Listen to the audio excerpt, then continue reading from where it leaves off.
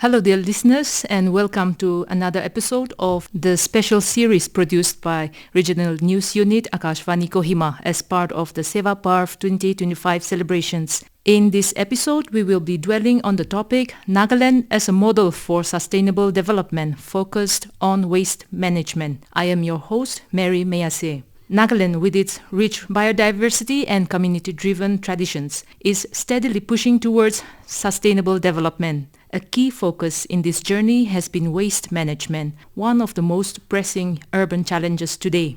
Joining us in the studio today is Mr.Yanathung Kithan, Scientist B, Nagaland Pollution Control Board, and Nodal Officer for National Clean Air Program, to explore on how the state and its people are working to address growing urban challenges while also protecting its environment. Mr. Kithan, welcome to our studios and thank you for joining us today. Thank you so much for having me in your studio. Thank you. So to begin with, when we talk about sustainable development in Nagaland, how would you describe the state's overall approach to sustainable development? Well, our state government is also serious on this sustainable development, and our state government has also set a target under these sustainable development goals, which is adopted by the United Nations. The state has set ambitious targets for achieving the 17 Sustainable Development Goal within the state, and they have also formulated the Nagaland Sustainable Development Goal Vision 2030. It has mentioned leaving no one behind. And if we talk about the waste management aspect, our state government has also framed a policy known as Nagaland Integrated Waste Management Policy in 2019, with a vision to achieve sustainable waste management throughout the state, both in the urban and rural areas by 2030. So as you were saying about the global challenges, every state has its own set of environmental challenges depending on its locations or lifestyle. For Nagaland, what are the key issues when it comes to air, water or soil pollution, and are there any factors or pollution sources unique to the state due to its geography or socio-cultural practices? Yes, when we talk about the term air, water and soil and its environmental concerns, it also has its own challenges. For instance, if we talk about the ambient air quality of our state, the mostly affected the air quality is from the bad roads, burning of waste, unplanned scattering of small-scale industries, vehicular density. And if you talk about the water quality, unregulated dumping of our waste randomly into the drains and water bodies and discharge into our septic tanks into the water bodies.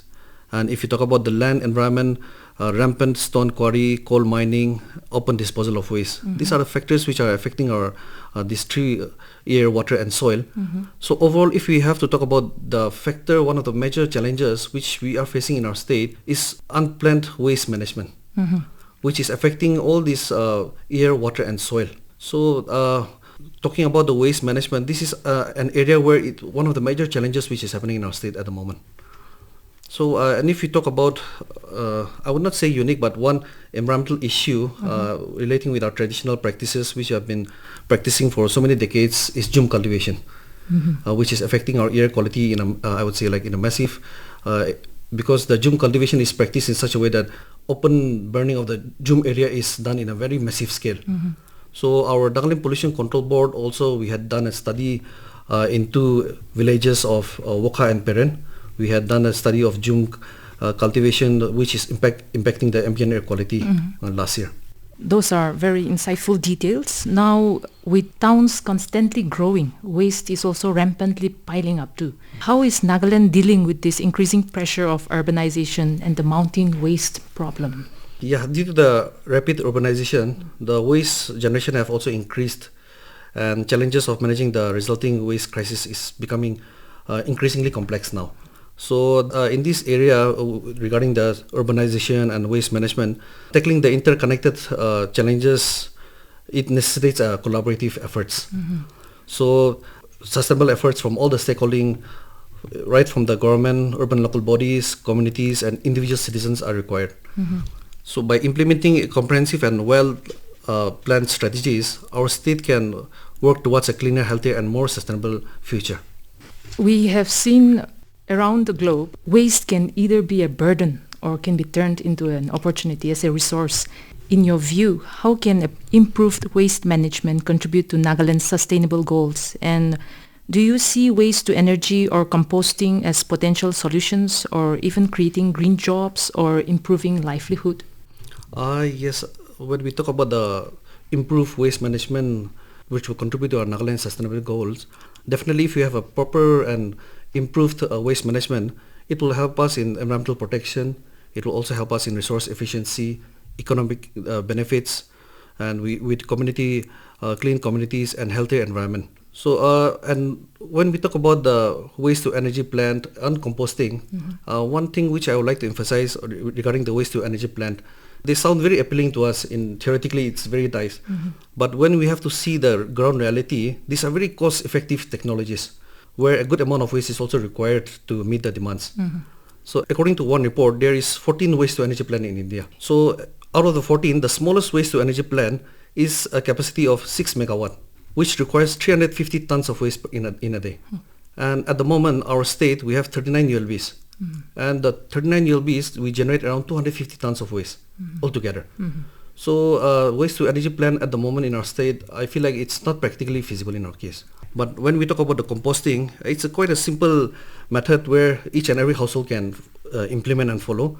So why I want to say about the composting is, our Nagaland Pollution Control Board, we have done 2 studies on the waste management, where we did the quantification and classification of waste also. One study we did in Dimapur, along with the Dimapur Municipal Council, and another was we did during the Hornbill Festival.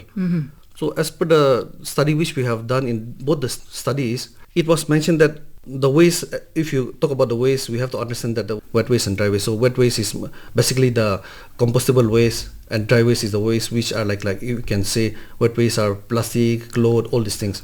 So as per the study which we have done, the wet waste composes nearly around more than 50% of what we generate.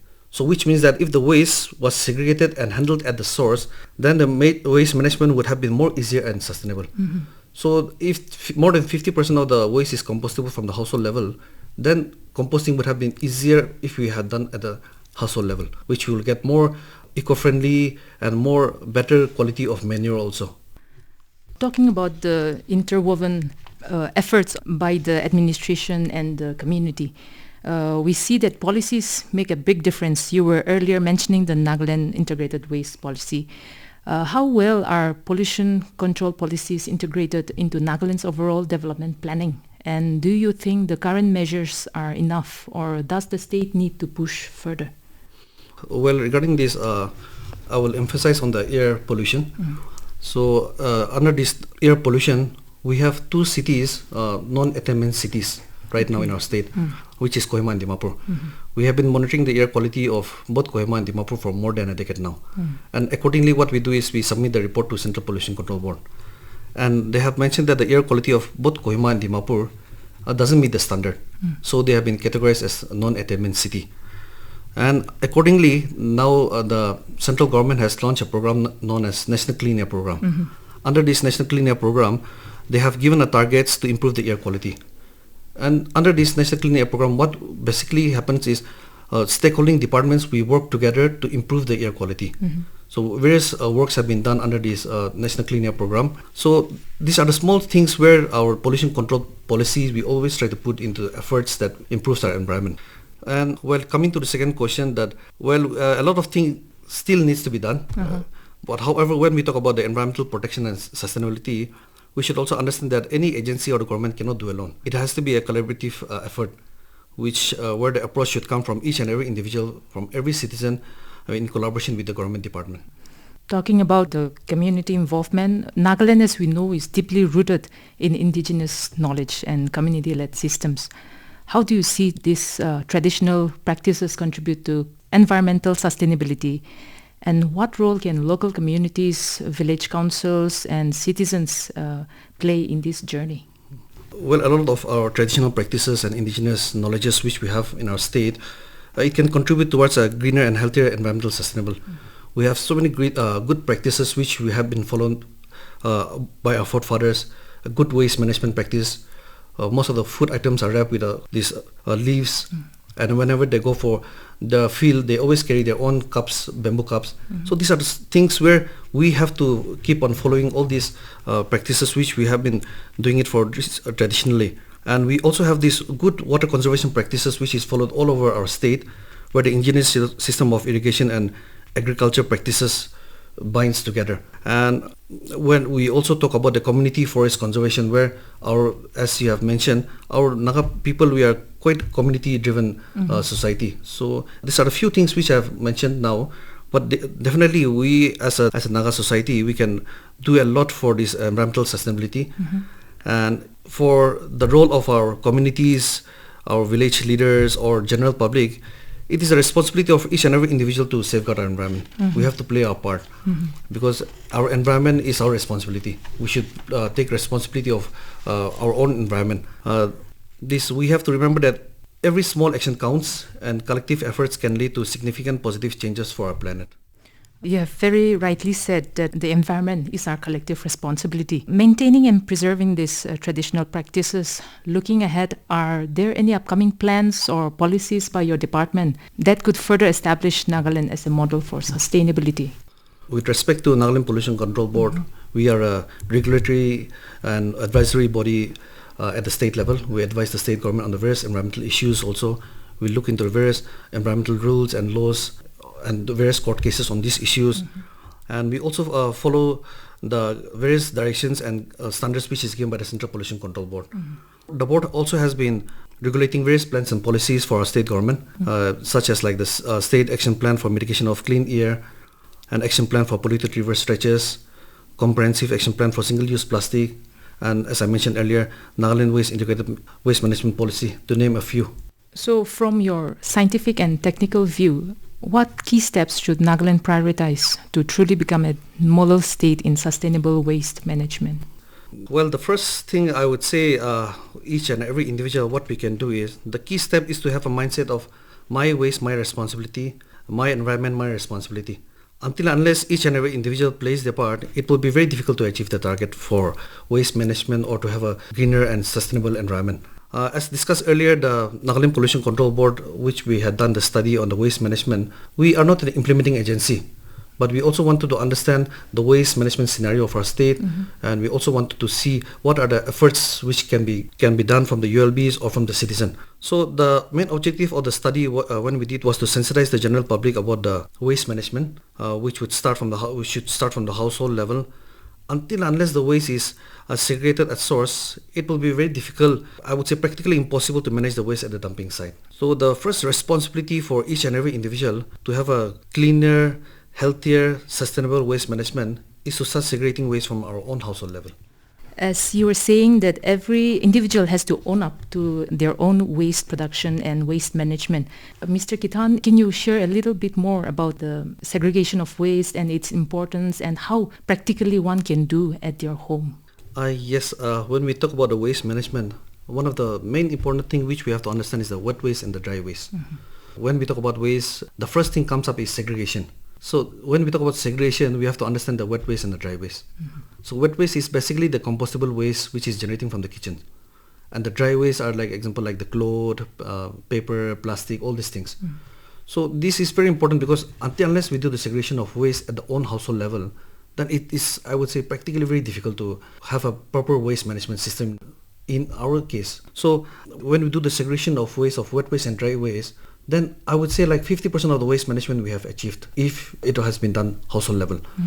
So when we did the segregation of the waste, different kinds of waste, we came to understand that more than 50% of the waste is compostable waste, which would have been easily taken care by the household level. So, and another thing is like we have paper, plastics, metals, all these things. Earlier we see people collecting lohatina also. So this is, I would say, like a very good habit which we should keep on following it. Nowadays what we see is like people are less bothered about the disposal of like your metals or plastic, all these recyclable plastics. But we should always keep all these things aside. And example, you can always keep aside the cartoon boxes also. So these are good things that you can always give to a kabari wala, this lohatina wala. If you want to sell it, you can always get some revenue out of that, some few pocket money. Or if not, you can always give to a person who is collecting your waste. So it's a good step where we can all play our part. So at the moment, like what we also usually do at our own household level is we don't put our compostable waste in the community bin. Everything we try to take care of at our own household level. We try to compost our food waste in the flower pots, and whatever possible way, we always try to do that. And the plastics, if you talk about the plastics, there are plastics, different plastics. And when this plastic goes into our dumping site, it emits, like when the waste are burnt, then lots of complex gases it's generated during that course. So ultimately what will happen is, if we keep on inhaling all those toxic gases, it will have an adverse effect on our health. So it's very important that we should talk about the waste management right from the household level, right from the individual level. Those are small but surely very effective steps that every household and every individual can take up to play a part in the sustainable journey. Now, coming to the next question, every region has its own strengths. In your opinion, what makes Nagaland uniquely positioned to serve as a model for sustainable development, not just in the Northeast, but for India as a whole? We discussed earlier regarding the traditional practices and indigenous values which we have in our state. Our state is blended with indigenous wisdom. We have strong community governance. We have cultural respect for our nature. We have a rich biodiversity which we have in our state. So all these things makes our state uniquely positioned as a model for sustainable development. Our Nagaland, our state has been quite a frontline in so many aspects. We have done so many issues where we can always be a good role model for the Northeast also. Finally, as you have emphasized, no sustainability drive can succeed without public's involvement. What steps are being taken to raise environmental awareness and get more citizens to participate more actively? Our Nagaland Pollution Control Board, as I mentioned earlier, we are a body where we are advisory body and non-implementing regulating body. But one of the main focus where we always like to put forward is creating awareness. So this is an area where we always like to talk about the various environmental issues. We go for awareness drives in the schools, colleges, and now we have spread with us theological colleges also, and we have started with the church leaders, pastor associations, and also with the ULBs. So many activities has been undertaken by our office also. We have set up various hoardings in so many areas. We always publish the air quality data in the local dailies. We were also publishing our air quality data in vernacular languages like in Tir Yem Yem and Chapi also. And we also broadcast in the Hills FM. And we also had a rally during the World Environment Day. And now on 27th, there is also a Green Marathon which is coming up in Dimapur. And our board also, we have organized a talk show in KOHIMA and Dimapur just recently. Why we had organized the talk show was planned in such a way that keeping in mind the importance of involving different stakeholding departments. We have collaborated with the heads of the districts, different organizations, younger generation and the media, anticipating for positive changes and permanent solution from improving our environment. So that's why the theme of the talk show which we have chosen was Bridging Policy and Public Action. So it's very important that each and every individual, we should all be a part of the solution, not a part of the problem. So I'd like to request the individuals that we should all work together with a common goal to preserve and protect our environment with a mindset of my environment, my responsibility. Thank you so much for sharing your valuable insights, Mr. Kithan. As Nagaland pushes towards sustainable development, it is clear that strong policy initiatives and active community participation will be key to making the state as a model for sustainable development. As cities across India and around the world grapple with pollution, climate change, and environmental degradation, local efforts form as an essential part of a global response to these issues. Dear listeners, we have come to the end of another episode of this special series produced by Regional News Unit AKASHVANI KOHIMA as part of Seva Parv 2025 celebrations. We hope our discussion today sparks greater awareness and inspire every individual to take up ownership and initiate responsible action among each one of us to lend a hand in shaping a greener future for us all.